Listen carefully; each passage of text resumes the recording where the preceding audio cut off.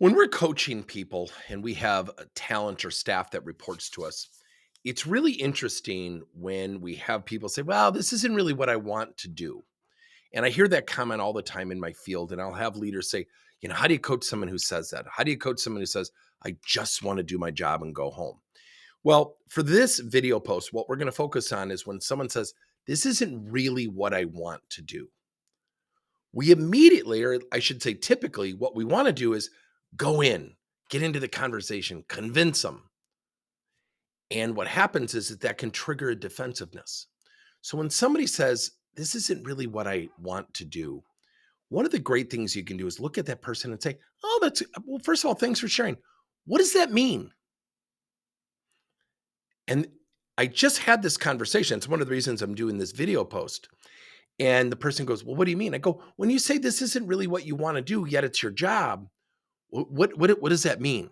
And one of the greatest attributes you can have as a coach is to be dumb, to be clumsy, to be a little bit matter of fact. The Columbo effect, if I can date myself. If you don't know who Columbo is, it was a great show. He always asked the toughest question when he got to the door, and he turned around and goes, one more thing. And when you're clumsy, it lowers people's defenses. Now, I'm not saying to be fake or pretentious, okay? So when you have these conversations, when that gentleman said that, this isn't really what I want to do. And I said, well, what does that mean to you? He goes, well, I don't know what you mean. I said, well, what does that mean? You brought that up. Does that mean you're just not going to do your job? He said, well, no. I said, you're just going to do kind of a half-assed job? Well, no. I said, but you said it like, it's not really what I want to do.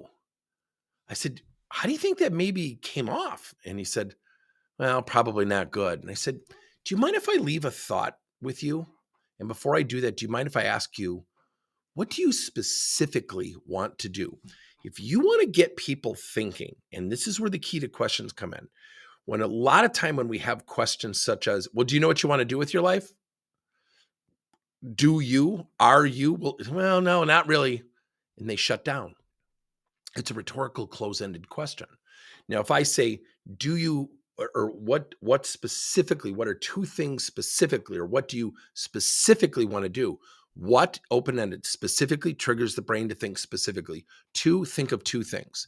And those are just some techniques that can drive a greater depth of conversation, okay? And all of a sudden, I said, what do you specifically want to do? And he said, I want to go into financial planning. So it was at a credit union. I have a number of examples like this. And it was a teller. And I said, so I'm going to leave you with a thought. And it's actually my credit union. So I was going to go do some banking with a member of the bank for our company. And I said, I'm going to do something. And I said, I want you, when I come back out, just to tell me how you're feeling. And you can tell me to shove it. You can tell me never come back. You can throw something at me. And he started laughing. And I said, if you want to go into financial planning and you're doing this job now and it's not what you want, become freaking great at it. I'll be right back. And his facial expression was worth $1 million. And he just sat there stunned. Like, wait, this doesn't make sense. It does make sense. It totally makes sense. And the reason it makes sense is because what it does is it triggers the brain. The two are not exclusive from each other.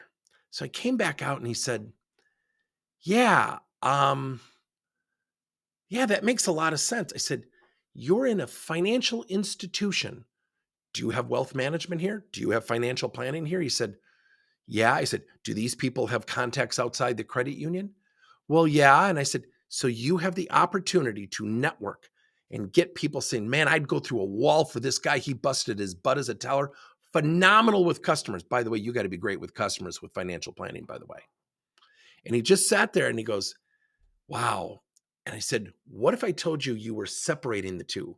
Your present didn't match up with your future in your mind. So your present got subpar you.